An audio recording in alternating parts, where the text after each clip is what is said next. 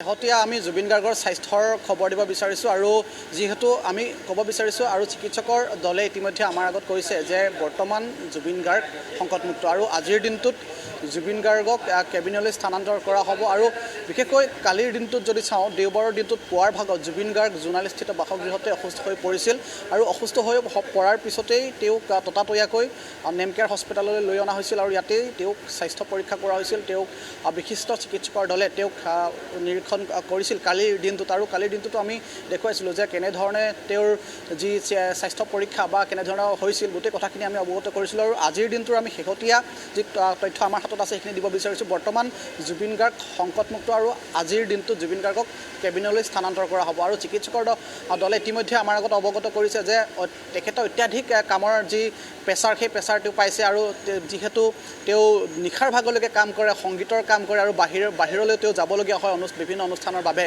আৰু তাৰ কাৰণে হয়তো জুবিন গাৰ্গে কিছু বিৰতিৰ প্ৰয়োজন বুলি তেওঁলোকে কৈছে। কাৰণ জুবিন গাৰ্গে জানেই সকলোৱে যে তেওঁ যেতিয়া কামত লাগে তেওঁৰ কাম কৰে, ৰাতি এপৰলৈকে তেওঁ কাম কৰে। গতিকে চিজাৰ এটেক যিটো চিকিৎসকে কৈছে যে চিজাৰ এটেক তেওঁ হৈছে আৰু বিভিন্ন সময়ত এনেধৰণৰ জুবিন গাৰ্গৰ পূৰ্বতেও এই চিজাৰ এটেক হৈছে।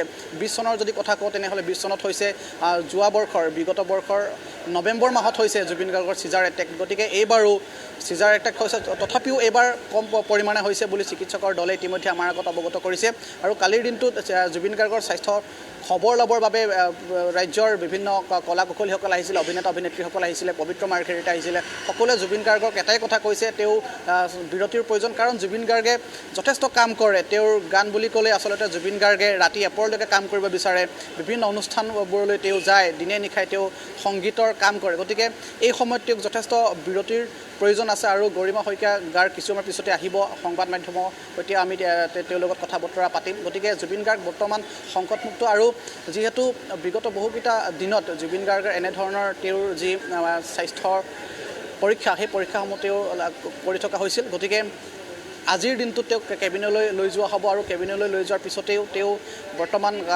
জানিব পৰা মতে তেওঁ কথা বতৰা পাতিছে, গৰিমা শইকীয়া গাৰ্গ আছে, তেওঁ কথা বতৰা পাতিছে বুলি আমাৰ আগত অৱগত কৰিছে। কালিৰ দিনটোতো যিসকল আহিছিলে কিছু লোকক তেওঁ দেখা কৰিছে। গতিকে বৰ্তমান জুবিন গাৰ্গ সংকটমুক্ত আৰু তেওঁৰ যি চিজাৰ এটেক সেই চিজাৰ এটেকৰ কাৰণে বৰ্তমান তেওঁৰ যি ঔষধ সেই ঔষধ নিয়মীয়া গতিত তেওঁ খাব লাগিব। কাৰণ ইয়াৰ বিগত সময়বোৰত সেই ঔষধসমূহ বা মেডিচিনসমূহ তেওঁ নিয়মীয়াভাৱে লোৱা নাছিল, কিন্তু যাৰ বাবে তেওঁৰ স্বাস্থ্য এনেধৰণে অৱনতি ঘটিছিল বুলিও চিকিৎসকে ক'ব বিচাৰিছে। গতিকে ইয়াৰ পিছত যদিহে জুবিন গাৰ্গ আজি হয়তো সম্ভাৱনা নাই তেওঁক ডিছচাৰ্জ কৰাৰ, কিন্তু কাইলৈৰ দিনটোত হয়তো তেওঁক ডিছচাৰ্জ দিয়া হ'ব ইয়াৰ পৰা আৰু তাৰপিছতে তেওঁ যি মেডিচিন বা তেওঁৰ চিজাৰ এটেক্টৰ বাবে যেনেধৰণৰ তেওঁক চিকিৎসকৰ দলে তেওঁক কৈছে যে যিবোৰ ঔষধ আছে সেই ঔষধবোৰ খাব লাগিব। গতিকে নিয়মীয়াভাৱে তেওঁ ঔষধবোৰ ল'ব লাগিব, স্বাস্থ্য পৰীক্ষা কৰাব লাগিব বা তেওঁৰ অত্যাধিক যেনেধৰণে তেওঁ কাম কৰে সেই কামসমূহ কিছু কমাব লাগিব।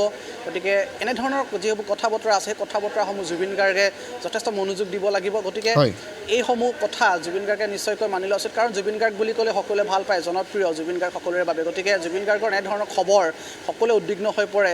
গতিকে সাংস্কৃতিক মহলতো সকলোৱে খুবেই উদ্বিগ্ন হৈ পৰে জুবিন গাৰ্গৰ এনে খবৰ শুনি। গতিকে জুবিন গাৰ্গ বৰ্তমান সংকটমুক্ত বুলি কৈছোঁ আৰু ইয়াতেই নেমকেয়াৰ হস্পিটেলত তেওঁক ৰখা হৈছে বৰ্তমানো আৰু আজিৰ দিনটোত তেওঁক কেবিনলৈ স্থানান্তৰ কৰা হ'ব আৰু তাতেও তেওঁক কিছু স্বাস্থ্য পৰীক্ষা কৰা হ'ব। বিশিষ্ট চিকিৎসকৰ দল আছে, সেই দলে তেওঁক নিৰীক্ষণ কৰিব আৰু তেওঁৰ যিসমূহ ঔষধ সেই ঔষধসমূহ তেওঁক নিয়মীয়া কৰিবৰ কাৰণে পৰামৰ্শ দিছে বুলি আমি জানিব পাৰিছোঁ।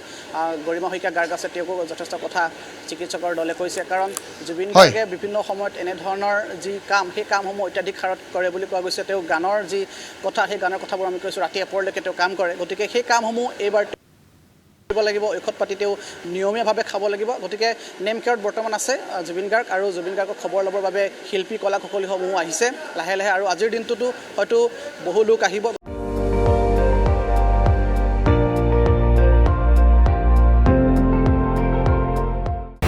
আপুনি চাই আছে ND24, সৰ্বশ্ৰেষ্ঠ নহয় সৰ্বোত্তমৰ দৌৰ।